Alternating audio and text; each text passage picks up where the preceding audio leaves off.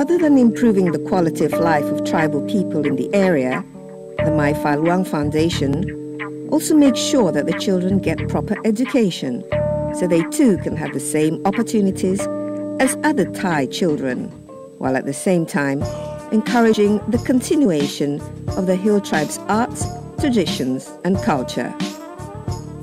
I talked to someone responsible for the running of the Montessori school in the Doi Tung Development Project area about what impact education is making on the future of the Hill Tribes living here. I mean, so Tony, you have been here in the school for 11 years now, since the beginning of the Mai Fai Luang's Foundation's involvement in Montessori. Tell me, how has it progressed? What kind of changes have you seen, particularly in the method of education, and how the children themselves have grown up to? The changes, really, what I've witnessed myself is they've been huge. Coming here 11 years ago, seeing children just running around in the classrooms, running around outside, not really focused on learning anything at all, not really even understanding, I suppose, what the point of education was or what the point of learning was. What we've seen is the children now become much more interested in learning, much more focused. And this is because of I believe myself, because of the introduction of the Montessori method. Because the Montessori method really sort of focuses on the child being at the center of the learning process. Tell me a little bit about the children who are educated here. I mean, where they come from, the background, what do the parents do? And all the children are Hill Tribe. In this school, we have two tribes. We have the Aka tribe and the Lahu tribe. In this school, predominantly the children are from a village very close to here. It's a Lahu village. The two other villages for the Aka children, they come from a village called Baka and Silang. Mm-hmm. The cultures, again, even the cultures and the languages of these two ethnic minorities are different. When they speak in their own language, they don't understand each other. They live their lives quite differently.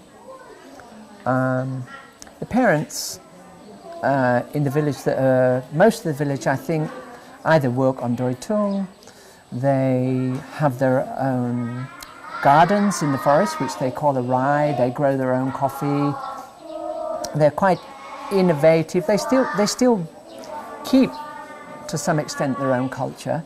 But okay, if they decide that they want to go and work somewhere else on the project, outside of the project, even abroad, then they do. They make those choices themselves. What impact do you think? Because you seen how the school developed in the last 11 years, having involvement of the Doi Tung project in the school in terms of the quality of education and how the children themselves have developed. I think, like I say, I think it's helped tremendously, because what I like to see, and I think is very important, is that the children have a lot more self-esteem now. They feel much more confident in themselves. I think they feel more happier with who they are and what they are. And because before, when I first came here, the children were even afraid to talk. You would ask them a question and you just got a sort of smile in response, and very, very, very sort of, I don't know, unconfident children. But today now you see that the children, like I say, become much more confident. They're much more responsible.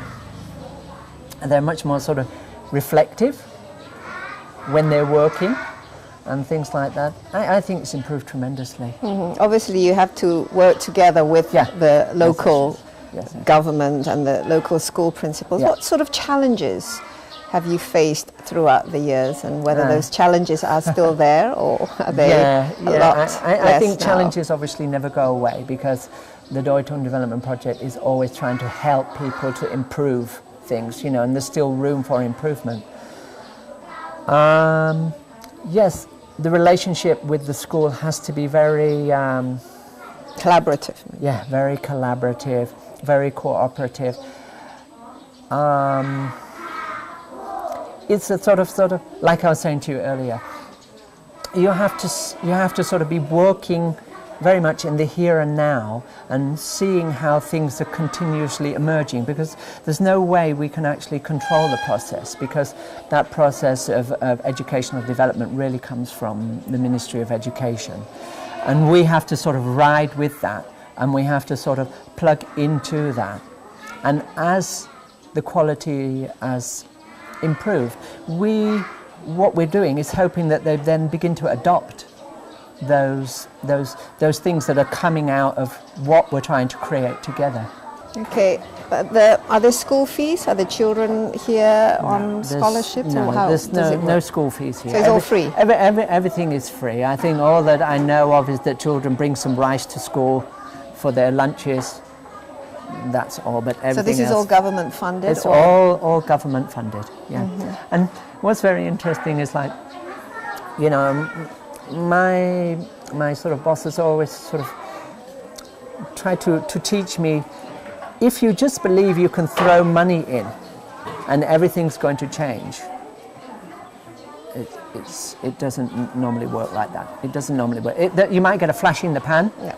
And then but it's not sustainable. It's not sustainable. And what we try to do here on Doi Tung, and what I learn, is to make things sustainable. Sustainable means that they can do it by themselves, without us, and not just do it, but actually like embrace it, and maybe then improve on it. Yeah, and improve on it. If they, yeah, sure, that's all what the project's about.